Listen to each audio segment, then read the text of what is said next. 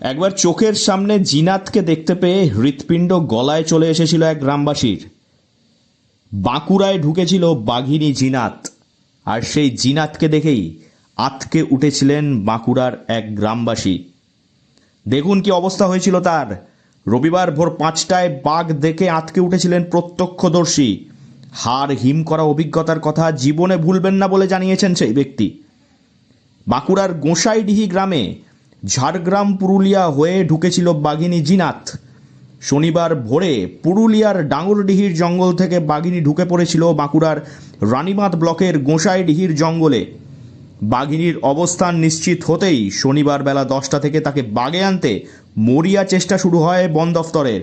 সেই চেষ্টা সফল হয় রবিবার দুপুর 3:56 জিনাতকে ধরা সম্ভব হয়। কিন্তু জানেন কি, বাঘের চোখে চোখ রেখে আঁতকে উঠেছিলেন এক গ্রামবাসী। বাঘ দেখেছি। কখন দেখলেন?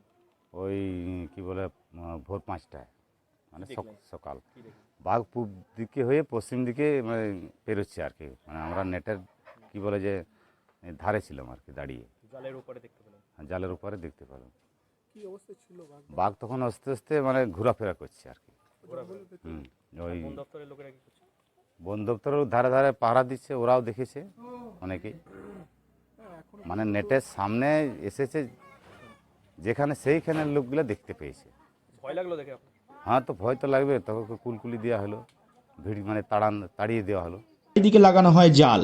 সেই জালের ভিতর চলছিল লুকোচুরি খেলা। জিনাতকে শনিবার দিনের আলোয় বেলা 3টা নাগাদ একবার ঘুমপাড়ানি গুলি ছোড়ে বন দফতর। কিন্তু সেই ঘুমপাড়ানি গুলি আদৌ তার শরীরে লেগেছিল কিনা সে ব্যাপারে নিশ্চিত করা যায়নি। তবে ভোর হতেই বেরিয়ে আসে বাঘিনী জিনাত, একেবারে চলে আসে গ্রাম লাগোয়া জালের ধারে। ঘুম ঘুম চোখ কয়েকজন গ্রামবাসী এবং বনকর্মীরা ছিলেন। জালের ধারে যারা দাঁড়িয়েছিলেন তাদের মধ্যে কয়েকজন চকিতে দেখতে পায় ধূর্ত জিনাতকে। বন দফতরের জলের ওপারে ঘোরাফেরা করতে দেখা যায় বাঘিনীকে। জিনাত ধরা পড়েছে। যথেষ্ট আতঙ্কে ছিলেন গ্রামবাসীরা। বাড়ির পাশেই চলে এসেছিল বাঘ। প্রত্যন্ত বাঁকুড়া পুরুলিয়া বর্ডারের গ্রাম। মাছ ধরে জীবিকা নির্বাহ করেন তারা। মাছ ধরা থেকে জল আনা সব বন্ধ হয়ে পড়ে। জিনাত ধরা পড়ার পর গ্রামবাসীরা বলছেন যে তারা জীবনেও ভুলবেন না এই অভিজ্ঞতার কথা। তারা ভুলবেন না বাঘিনী জিনাতকে।